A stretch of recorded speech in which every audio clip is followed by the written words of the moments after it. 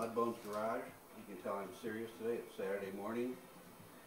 Let's see, it's November 6th, and I'm working on the 55 Buick Century. My goal today is to get all the seam sealer put on. I've already sanded this whole firewall, scuffed it, and I've used pre-cleaner. I cleaned the whole thing once good, especially all the seams, blew out any dust. I'm going to apply the seam sealer. This is a sample right here. What I've done, just checking out to make sure it's working. I'm going to tape this on both sides of the seam with masking tape. I'm going to apply my seam sealer, pull the tape off, and hopefully soon we're going to get some another coat of epoxy sealer on here, and a couple coats of torch red, and a couple coats of clear coat. So then the firewall will be done. Okay, I've got most of the seams masks off. Obviously the factory didn't go through all this trouble. I'm just trying to make it neat and clean. In fact, after they got it all together, they sprayed, tar all over all the seams, which covered up most of the paint.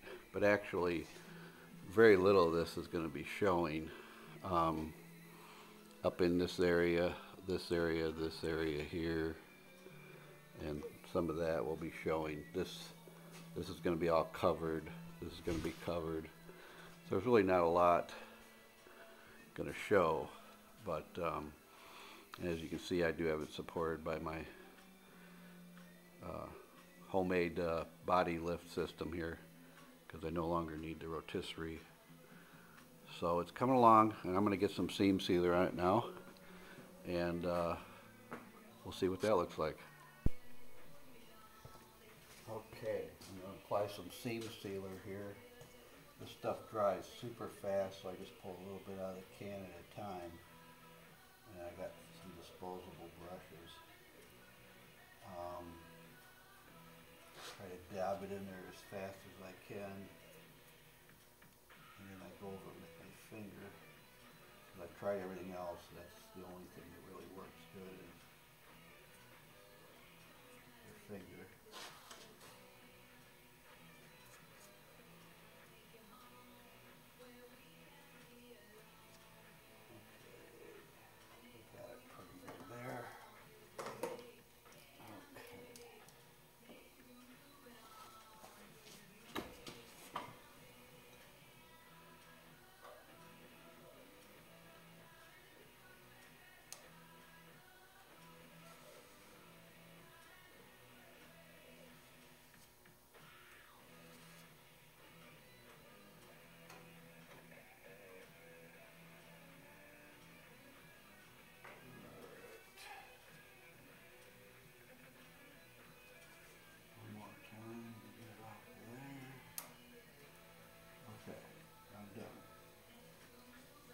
Sometimes you go over it too many times and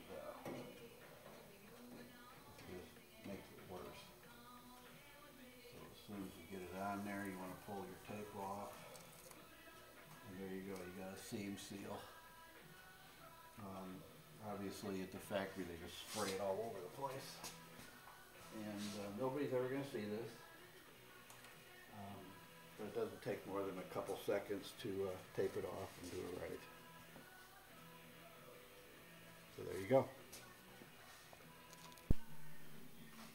Okay, we're on the other side now. And I'm going to group this stuff in there. Important to push it into the crack. That's the purpose of this, is the sealing. Area for moisture to get in, even though I've primed it really well. This will ensure that that crack is sealed. Not that this car is ever going to feel out of rain or salt, ever. We hope not. Unless the economy gets so bad I actually have to drive this thing to work. If I do have to work. Okay. There, I got it in there. I really don't need to smooth this out with my finger, but I just can't help it.